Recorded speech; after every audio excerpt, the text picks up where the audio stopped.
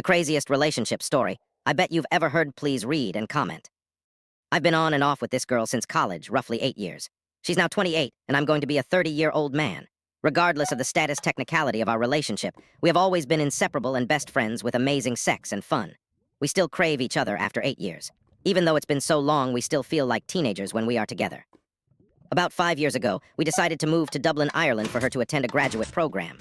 Long story short, I left my job and ran out of money within 5 months and was not able to get a visa. I also had a medical issue that needed to be attended to and could not get it checked out due to a non-visa status. I returned home and I broke up with her about 8 weeks later.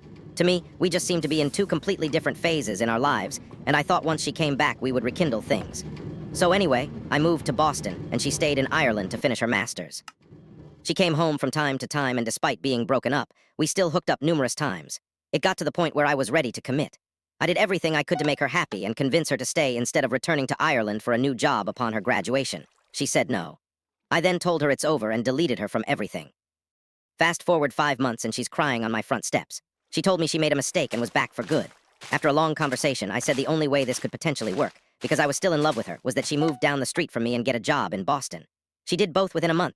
I come to find out that she was engaged and had broken it off for me when we rekindled things. We were together for 2 years, traveled everywhere, and had the time of our lives. I took her on surprise vacations and did everything I possibly could for her. My biggest mistake was taking her for granted, and I promised to never do that again, so I showered her with love. Early last year, we were about to get a place together, but it was too expensive, and we decided to wait. I didn't think it was that big of a deal because she slept at my house 4 nights a week anyway, and there were no signs of issues. In August of last year, I took a trip up to Maine to see my family. She was supposed to come up and stay for a few days, but said she had to fly to South Carolina because her mom was sick. While her communication became spotty, she said she got chickenpox, never had them as a kid, and that was the reason she couldn't come back for a couple of months. She could always do remote work as well, so I believed her. She returned on Halloween weekend, and we had an amazing time together, and I was so happy to see her. Then, she disappeared, and the communication which I thought would improve didn't. I went to her house down the street to confront her on this nonsense, and come to find out she didn't live there anymore. She claimed she had to move home, 2 hours away from me, because now her dad was sick and her student loans kicked in and she couldn't afford where she lived and saw it as a good opportunity to help her dad. The reason she didn't tell me was that she was embarrassed and worried that I wouldn't understand. I was obviously floored, but was understanding eventually and just wanted her family to be well. Every time I asked to come see her, there was an excuse, and I knew something was up. I started doing research. I wouldn't believe what I found. She removed me from all social media and claimed she didn't have a Facebook or Instagram anymore. I got a couple of people I knew she didn't know to look her up. Boom. The reality, she moved back to Ireland in August of 2019 and was not actually sick, nor was her mother and father. I discovered a wedding page with her and obviously her fiancé, the same one she said she turned down, and that they were living together in Dublin with his family. The wedding is set for May, and guess who showed back up at my doorstep a couple of weeks ago? You guessed it. I played dumb and we had an amazing time, which we always do. It doesn't matter the circumstances, we still can't get enough of each other. The last day she was here, I called her out on everything, and she started bawling and finally came clean.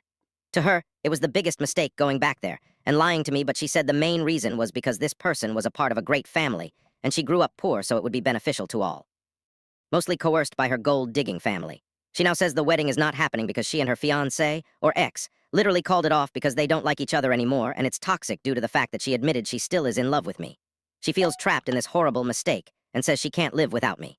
Her plan is to move back to Boston ASAP. I never thought I would be in this situation in a million years. I know what the right thing to do is, cut her off and never talk to her again, but I fear I'll regret leaving her for the rest of my life.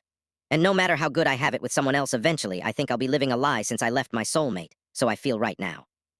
I hate to admit, but I am still head over heels for this girl, and I am trying to justify that we both made mistakes. I left her in Ireland, then she left me for Ireland. But is this just too crazy to work, or do we both know this is forever now? How stupid am I for even considering giving us another try? Has anyone been through something this crazy? Help.